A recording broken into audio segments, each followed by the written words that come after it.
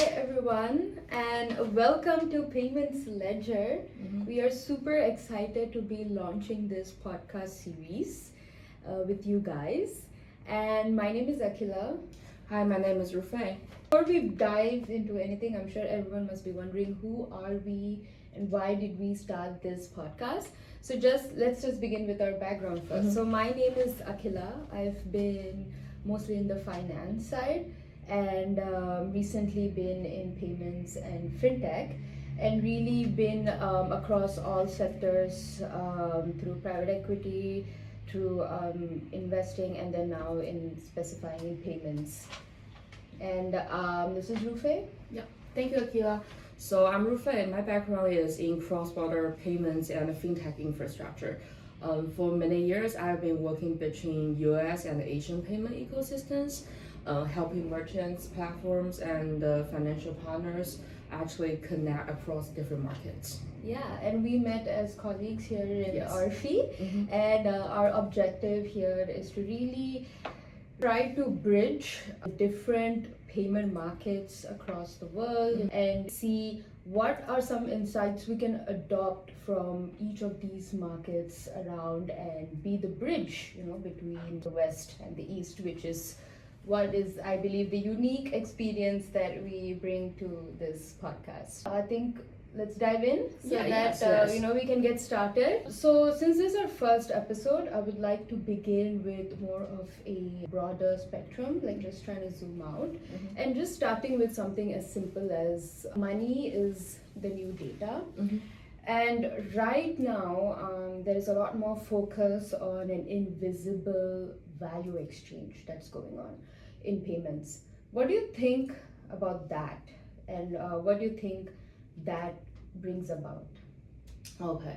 Yeah, so thank you, Akhila, for the introduction. And let me answer your questions. I really agree on nowadays, like payments are actually becoming data, not just like a payment tools. I think for a long time, people use the cash to exchange for product services, or you may be using some physical goods to exchange the values of product and services way back to a long time ago. But today, payments feels extremely simple. So everyone just like you click once, or you maybe just tap, or you scan, and the transaction is actually done. So I think only the industry guys are actually knowing more actually on all those simple action. Many layers are working together instead of the consumer seeing it just like 1 second action. Payments is no longer just about the moving the money. I think it's becoming more invisible information for the whole global value exchange. Right. And the global value flow supported by payments in reaching 2.0 quadrillion in 2024. I think I'm reading that number through one of the report from McKinsey. And just imagine every transaction actually on the back is transactions, some certain specific information like who is paying, who is receiving, where the transaction happens, what product or services is actually involved, or risk pattern appears, and what value is being exchanged. Eventually, as what you just say, data itself actually become part of the value. Right. Yeah. Got it. Yeah, that's super interesting. And I'm glad that you spoke about how it's all about global movement, and it's all about how it matters about the transaction, who's transacting, and the product and service, and that has always been the foundation of payments. But what about today? What do you think, and how do you think AI and technology actually is going to integrate with this fundamental money movement? Okay. Actually, one thing I've been thinking about a lot recent years is about what's the future currency will be anchored to. So, and I think And also one question I've been thinking about a lot is what will be the relationship among money, computing powers, data, and energy? So I think that will be somehow related to what you're just asking. Yeah. Okay. So let's thinking about looking at the whole logic for all those four different terms I just mentioned. I think when we are talking about AI, we cannot ignore the computing powers. And behind the computing powers is actually electricity. Electricity is the energy like we must need for our everyday life. And also we see in data centers, chips, cloud infrastructure, model training, and the real-time AI applications. All those are all require numerous energy support, which means we need a lot of like electricity on the back end. Yeah. And I have also want to share that number. I remember, I think in one of the reports, I think they called IEA, they have the estimation saying the data centers electricity use from 2024 is actually already reaching 415 kilowatts. Wow. And they are actually predicting that number will go up to 945 something kilowatts around 2030. That's over double of what's the current usage. I mean, I didn't check that number for this year. Maybe we already reaching that number. Yeah. We're seeing this high demand of the electricity needs like within the US. So I believe in the future, if the computing powers become the foundation of the productivity, as everyone's like using the AI, not just in their work, but also in their daily life. And then energy may also become one of the deepest foundation of all those values, right? Ooh, yeah. So this is why I was actually taking that guess. I remember I used the phrase that energy coin in one of the podcasts I actually got invited from last year. I mean, I was actually not the first one to bring up that idea. It was when I was having that idea come up in my mind, I did some research. And I surprisingly found out actually way back to 1921, Henry Ford was the first one to bring up. Wow, Henry Ford. Yeah, bringing up that idea. And I prepared this. I write down the quote. Yeah. I found it. He said, under the energy currency system, the standard would be a certain amount of energy accepted for 1 hour that would be equal to $1. And he brings up that idea because he thinks that new energy currency system can actually solving the war problem that time. Ooh, war. Yeah. Wow. So it's very interesting. And so what I want to say is like, I'm not saying that we should just literally copy Henry Ford, but I do think it shows that the question of whether energy can become a monetary reference is actually not just a new idea, and maybe it's possible gonna be turned into a reality in the future. Wow. And maybe not necessarily as a product today, but as a direction for everyone to thinking about the future of value exchange. So yeah. That's so interesting. That's a lot that you shared over there. I think that we definitely will have to deep dive into these in the future episodes. But I just have one question on what you said. So do you think energy will be the new form of currency Maybe one day, and there'll be something as energy coin like you termed it? I mean, everyone now knows Elon Musk is trying to build in the new, computing power centers in the space. That's true. It's because like the energy are resource are actually more like compared to the energy resource on the earth. Got it.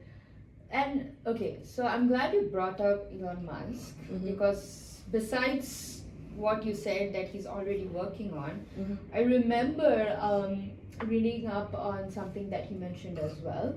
So we know that in the Western market, payments are still a bit more card focused. We still have some cash going on in the economy, and banks still play like a big role. And then in the Eastern market, we know that it's all about the app and working towards a cashless economy. And Elon Musk mentioned that he also wants to introduce something like WeChat Pay and WeChat, which is a powerful all-in-one app, in the Western market as well. Do you think that the Western market should adopt these strategies as well, or do you think we should all? What do you think is the global strategy as well, and what are things that we need to adopt from this? I think it all depends on the starting point of the ecosystem. In the West, the payment structure developed more from a banking and a card system. Banks, card networks, and the legacy financial institutions play a very important role as what we see in those years. But in the East, especially in China, digital wallets grow together with e-commerce, social platforms, and the consumer internet. The payment function was built to make online and offline commerce easier, faster, and more convenient and more connected. I think the West made payments part of the banking, but for those Eastern countries, which they are more adapted to digital wallets, are actually making payments part of their daily life. That's why we are also seeing some super apps idea actually come out in the Western payment industry recent years. I think so. So go back to your question. I think it's more about the starting point. So are you building from a banking first perspective, or more from a consumer and maybe commerce first perspective? So I think the future may need. I cannot say need. I will say I think the future may require both sides to learn from each other. People from different backgrounds, banking, technology, payments, commerce, AI, and regulation, and all those talent people sit together and creating some new innovations. Goal should be making the global payments easier, more stable, safer, and more seamless. Right. Do you think that stablecoins and crypto are the only answer to a frictionless payment, like you mentioned, global payments? We're seeing a lot of thoughts, ideas about the stable coins on the market. I think stable coins and crypto are definitely important options, but I don't think they are gonna be the only solution.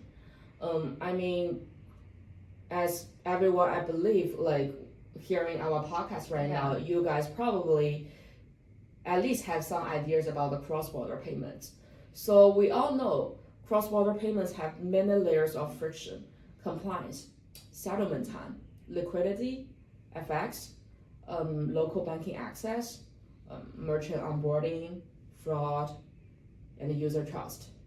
I think stablecoins do help solve some of those problems, especially around the settlement period.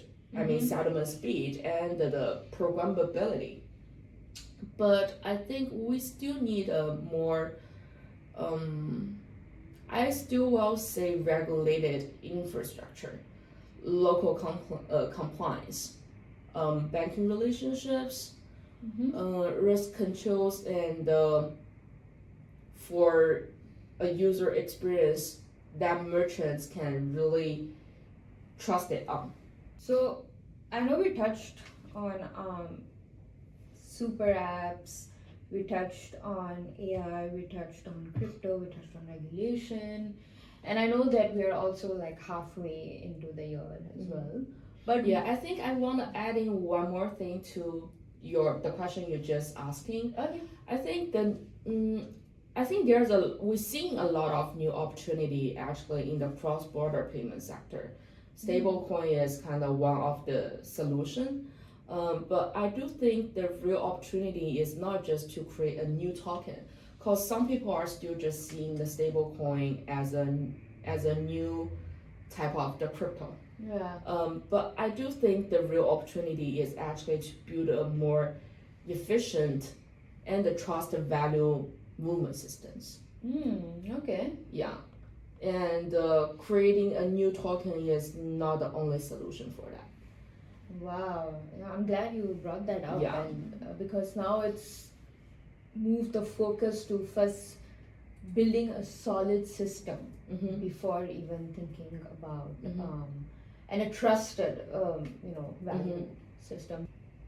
Now, what do you, having discussed all of what we have been discussing, what do you think should the payment strategy be going forward? Like I mentioned, I know we're already like halfway through the year, but there's still another half to go, and a little bit beyond that. What do you think should be the strategy for someone or any business in the payments industry? I think the first thing I will say is like we need to actually becoming more AI native. Yeah, that hot word. Yeah, I mean that's something that you cannot just ignore. Yeah, I think that's that's definitely the one thing everyone should keep their eyes on. Yeah. And when I'm saying AI native, I will be more clear on that. So, I think there's a difference between AI native and AI assisted. So what I understand about AI assisted means like we using AI as a tool. Okay, can you like explain a bit more? Yeah, so we are seeing a lot of people, like basically everyone's using AI. Yeah. But I think still like maybe around 70% or maybe even more are still just using AI as a new search engine. Okay. They're replacing with the ChatGPT with Google. Yeah, just asking basic The questions and yes, stuff. yes, right.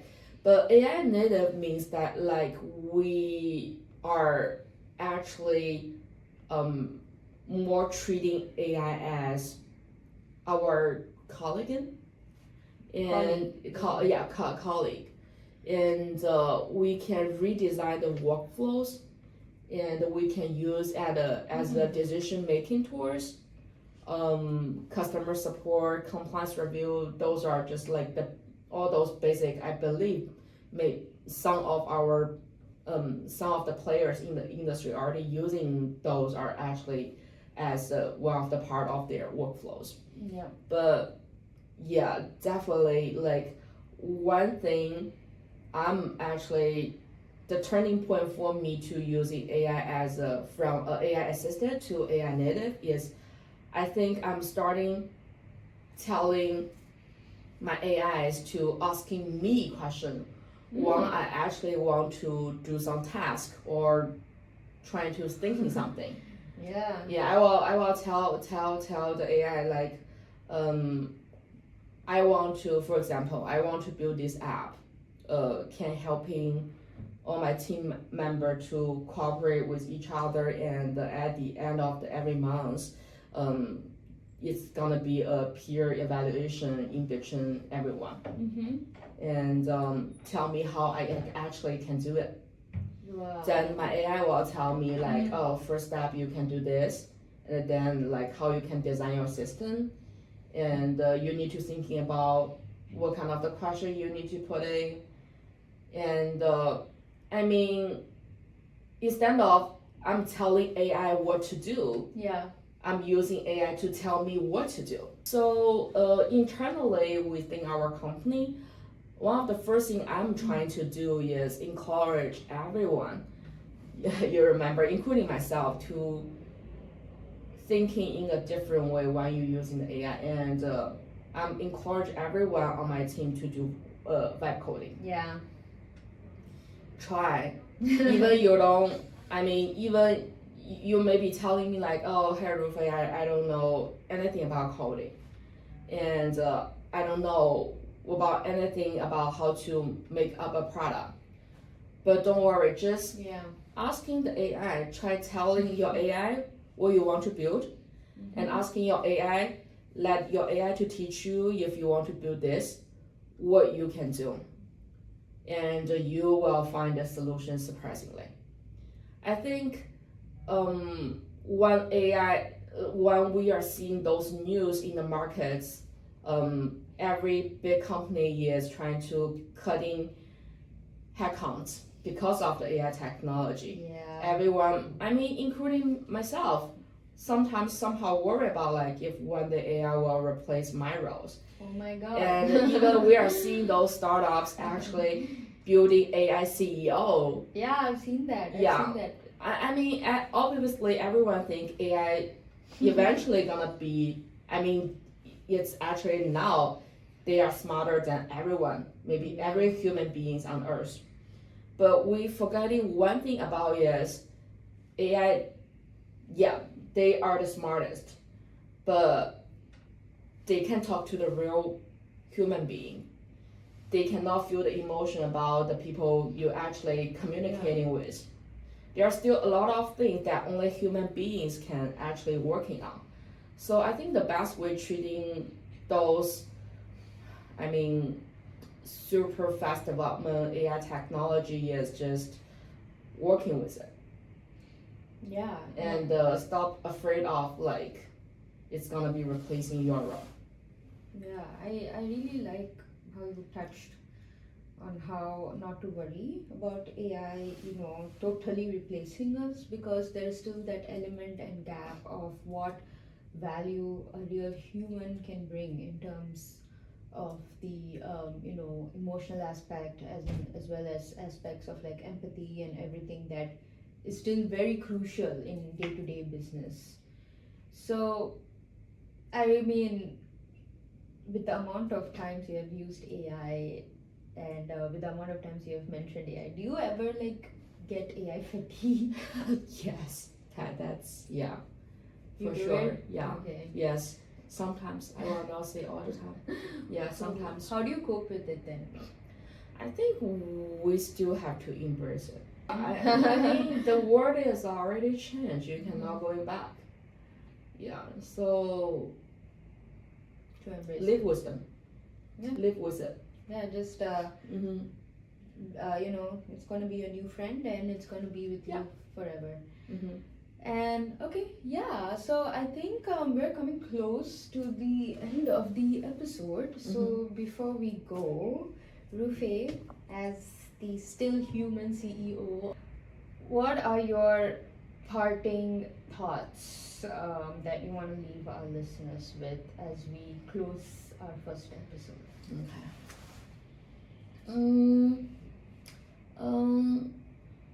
I may not be right, but I do think there are a few things I will suggest to watch, and also I'm also myself very interested in. Yeah. And I'm seeing that it's gonna be happen. First thing, I think the policymakers and the regulators will probably become more involved in this whole AI evolution.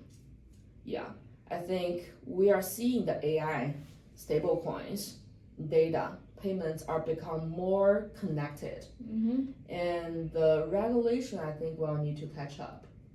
Wow, so that's going to be the next phase. Yeah, I think we will seeing something come out. I'm taking a prediction. Okay, Yeah. I'm excited when people Maybe next year this time let's see if my prediction become the truth. Yeah, and the second, I think privacy everyone's already putting Yeah. eyes on are actually taking more serious about the privacy sector. Mhm. I do think privacy will become a much bigger concern, especially in finance and the money movement. And when AI touches financial data, user behavior, identity, and transaction patterns, I think trust becomes extremely important. So, all the different countries have the different privacy rules, but we are seeing AI is get actually involved in a lot of things, even some part of the government work.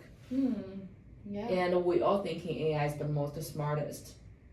So how we can protecting our privacy data from those new technology. Those things do make our life easier, more convenient. Yeah. But I think every human being still want to making their own life decision. Correct. Yeah. In their life. So, and the financial is always very important. Yes. And the third, I think the AI hype may start to cool down. Oh, really? Why do you think that? I'm curious. Yeah, I think that's gonna be related to the energy computing power part.